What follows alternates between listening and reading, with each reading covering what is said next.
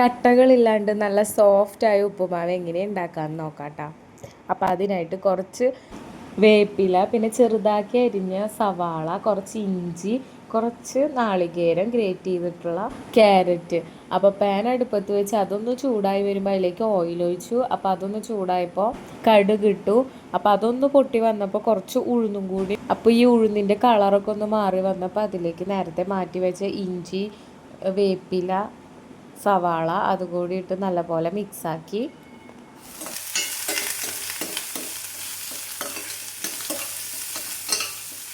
എന്നിട്ട് അതിലേക്ക് 1 സ്പൂൺ പഞ്ചസാരയാണ് ഇടുന്നത്. പിന്നെ ആവശ്യത്തിനുള്ള ഉപ്പൊടിയും ചേർത്ത് നന്നായി മിക്സാക്കുക. മഞ്ഞൾപ്പൊടി വേണമെന്നുള്ളവർക്ക് മഞ്ഞൾപ്പൊടിയും കൂടി ഈ സമയത്ത് ആഡ് ചെയ്യാം.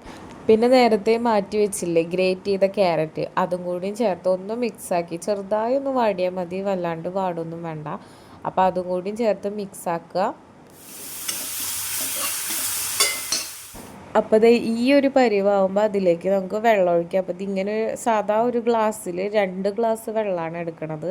അപ്പോൾ 2 ഗ്ലാസ് വെള്ളം ഒഴിച്ച് ഹൈ ഫ്ലെയിമിൽ ഇട്ട് തിളപ്പിക്കുക. വെള്ളം തിളച്ച് വന്നപ്പോൾ ഇപ്പോൾ ഇതിൽ കാണുന്ന പോലെ റവ നമ്മൾ ഒരു കൈ കൊണ്ട് ഇടണോട് കൂടി മറ്റേ കയ്യിൽ കൈവിടാണ്ട് നമ്മൾ ഇളക്കിക്കൊണ്ടിരിക്കണം. അപ്പോൾ റവയ്ക്ക് ഞാൻ ഇവിടെ അളവൊന്നും എടുക്കാറില്ല. ഈ വെള്ളത്തിന് മേളിൽ എത്രത്തോളം അതിങ്ങനെ പൊങ്ങി നിൽക്കണു ആ ഒരു ലെവലാണ് എൻ്റെ ഒരു കണക്ക്. ഇതിപ്പോൾ കണ്ടില്ലേ. അപ്പോൾ ആ വെള്ളത്തിൽ മുങ്ങി നിൽക്കണ രീതി ആ ഒരു ലെവലാവുമ്പോഴാണ് റവ ഇടൽ നിർത്തേണ്ടത്.